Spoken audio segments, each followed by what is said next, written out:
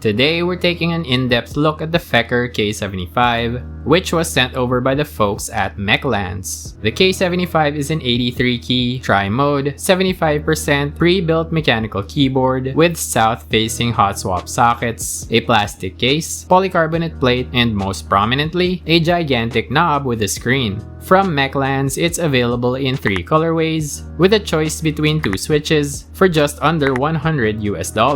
I was sent the gray colorway with kale vanilla ice cream switches. I'm not a huge fan of the keycap colors, but I think I do prefer this over the white and pink colorways. Out of the box, the keyboard is gasket mounted, but it seems like there's also an option to make it top mount with some included screws. We'll go more in depth on this in the Teardown and Construction chapter of this video.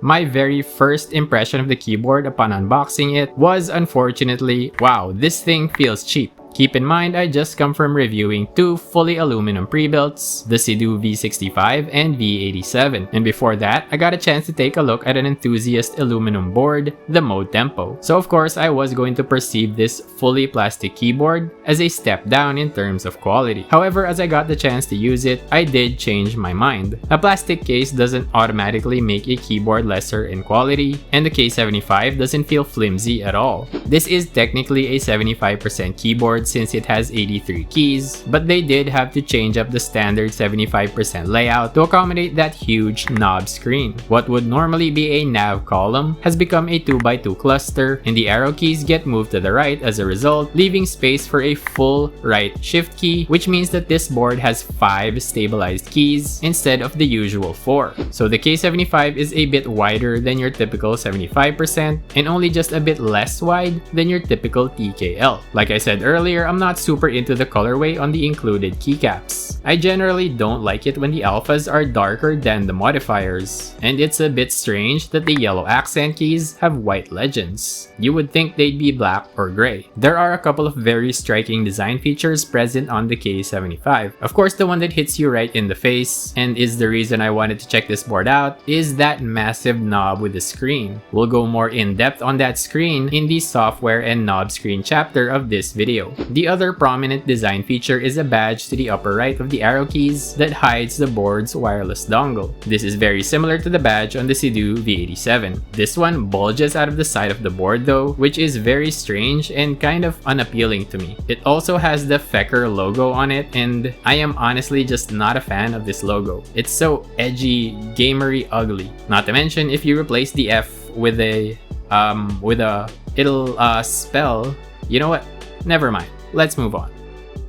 The Kale Vanilla Ice Cream switch is a pre-lubed, all palm linear, with a long stem pole, very long 22mm spring, dust-proof stem, and built-in light diffuser. The only source I could find for the bottom-out force is this AliExpress listing in Chinese, which says that the switch operates at around 38 grams and bottoms out at around 42 grams. So in theory, this is a pretty light switch, with the pressing force not increasing by much throughout the press due to that long spring, and the travel being shorter due to the long stem pole. I think these are the kinds of qualities that are meant to target gamers. Unfortunately, I'm just not that sensitive to these minute differences in feel, much like I'm oblivious to differences in overall keyboard feel. It just feels like a smooth linear to me. It sounds good too. Nothing scratchy, metallic, rattly, or pingy. This is a Kale box switch, so you will need a Kale style switch opener to open these. This is my very first Kale box switch, so it was very interesting to see the differences in construction from a cherry style switch. Most prominently, that box cover on the switch's inner mechanism, which is where the box switch gets its name. The light diffuser is only removable with the switch opened. The included keycaps have double shot legends and are advertised as made of PBT. I suspect though that these are actually a blend of PBT with another plastic, likely ABS. They're not the thickest keycaps in the world, with the outer layer measuring about 1mm. The inner legend layer adds some more thickness, but it doesn't wrap around the walls of the keycap up to the bottom. The legends here are very well done. The main alphas are very thick, and the font is good looking with no issues that I can see.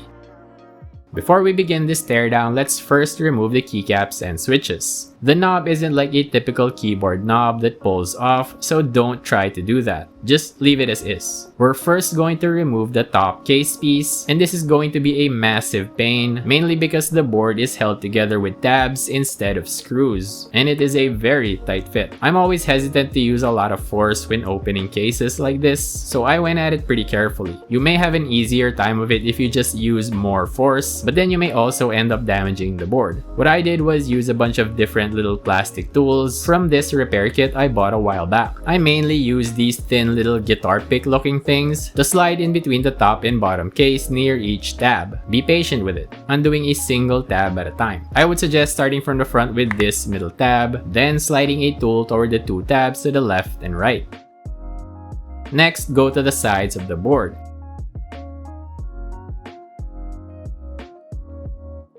And finally, do the rear, starting with the middle two tabs, going out to the edges.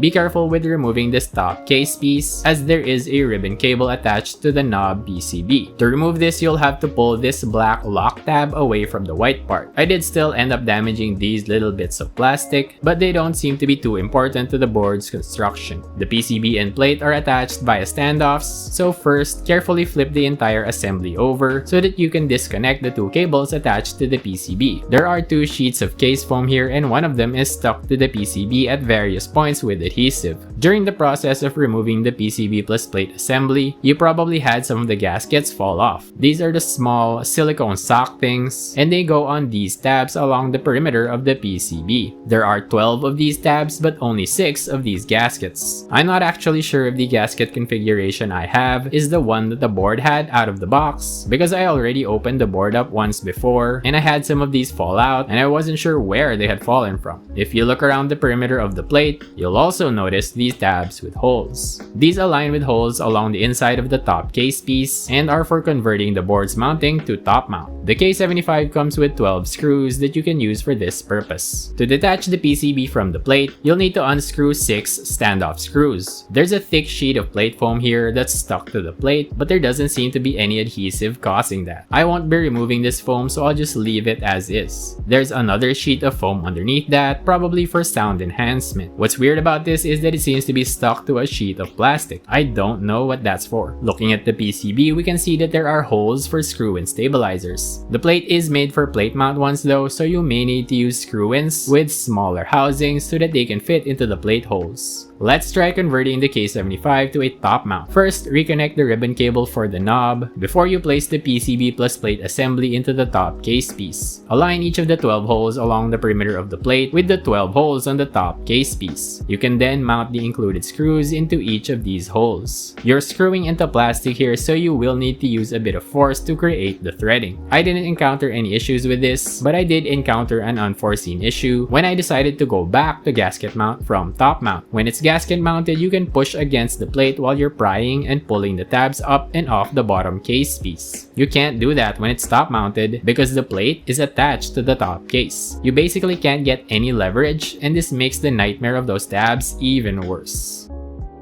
The K75 uses proprietary software to remap keys, assign macros, change RGB lighting, and customize what's displayed on its knob screen. On the main tab, you can remap keys on 3 different layers. You can switch between these 3 layers by pressing function plus Z, X, and C. On the FN setting tab, you can customize the function layer, which is accessible while holding the function key, which is to the right of the right alt key. The keys highlighted in red cannot be remapped, the ones in yellow haven't been assigned, and the ones in blue have already been assigned but can be remapped. The macro and light tabs are for macros and RGB lighting. Pretty self-explanatory stuff. On the share tab, you can download macros, lighting layouts, screen images, and settings from other users, and even share your own. The loading on the animations section is pretty slow, but perhaps that's due to my slow Philippine internet. The screen tab is where the real fun happens. Here you're able to customize the image on the knob screen. You can put a still image or an animation composed of of multiple frames with a max of 56 frames. There are drawing and animation tools here, but they're pretty rudimentary. You'll likely just want to upload images taken from the web or made in other apps by clicking the select picture button. You can't upload video files here, only animated GIFs. The screen seems to be 240 by 240 pixels, and if you upload something that isn't perfectly square, then black bars are added automatically. It's not the brightest screen in the world, and the viewing angles aren't great either, which is disappointing since you're going to be viewing it at an angle from your natural typing position. It is really fun, although it can take a really long time to load the image onto the board. It likely depends on the number of frames in your animation. I'm not sure what this layer dropdown is supposed to do. You would think that it would allow you to have a different image for each of the 3 layers that the keyboard has, but then the dropdown has 5 options, and when you try to use it, the image just gets changed to the same one no matter what layer you're in. Unless I'm missing something, it really seems like you can only have one single image uploaded to the keyboard at any one time. Out of the box, the screen displays some information including the time, date, and battery status. The text here is in Chinese though, and once again, you've got that butt ugly Feker logo, so it's really unappealing to me. You can also change keyboard settings using the knob screen by first pressing the knob, yes, it's a button, while holding down the function key. Next, press the knob one more time, and the screen will change to a radial settings menu. You can then navigate by turning and pressing the knob. Unfortunately, all the text is in Chinese, so I'm not even going to bother using this feature. If you have more patience than me, here's what each menu item does based on Google Translate. There's one last weird issue with the knob, and it has to do with turning it to control volume. With most knobs, each click would adjust the volume, but in wired mode, the K75 doesn't seem to do that. You need several clicks to adjust the volume, and it seems inconsistent how many clicks are required.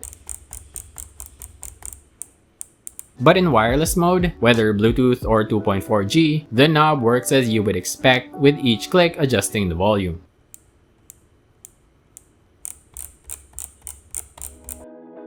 Let's listen to the board in its stock configuration.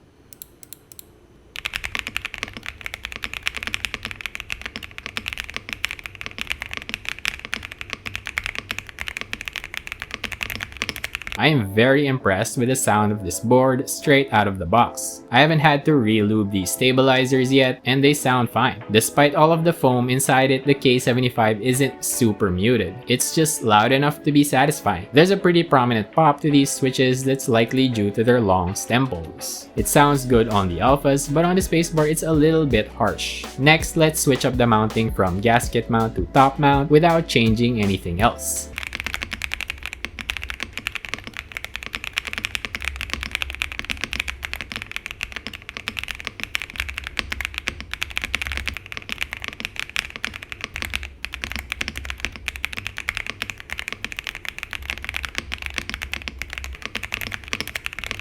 To my ears, the K75 sounds the same whether it's gasket mounted or top mounted. Let me know what you heard. So it seems like the mounting choice will be purely down to feel. As I said earlier, I am unfortunately immune to differences in keyboard feel, so either one feels the same to me. I think I'm going to skip the tape mod here as I already quite like how the board sounds. I will revert back to gasket mount though, since that's how it came out of the box. Next, let's see how the board sounds using different switches and keycaps. First, let's try some hand-lubed Gateron Milky Pro Yellows.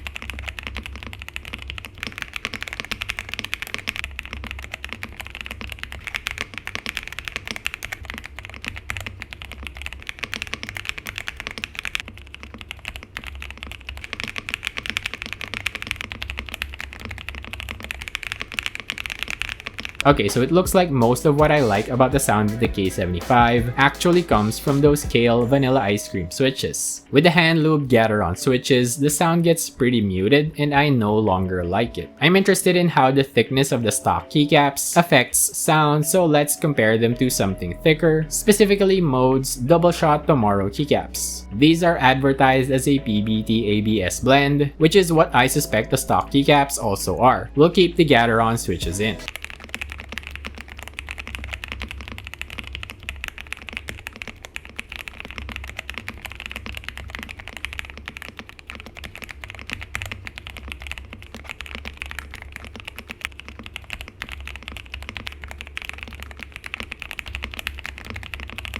To my ears, the thicker walled mode Tomorrow keycaps sound exactly the same as the stock ones. Let me know what you heard. I must say though that these keycaps on this case are just chef's kiss. It looks so good. I kinda wish these Tomorrow keycaps had some colored accents though. And finally, let's compare the K75 with my other 75% keyboard, the GMMK Pro. This won't be a super scientific comparison as the GMMK Pro is modded, but I will use these same switches and keycaps on both keyboards.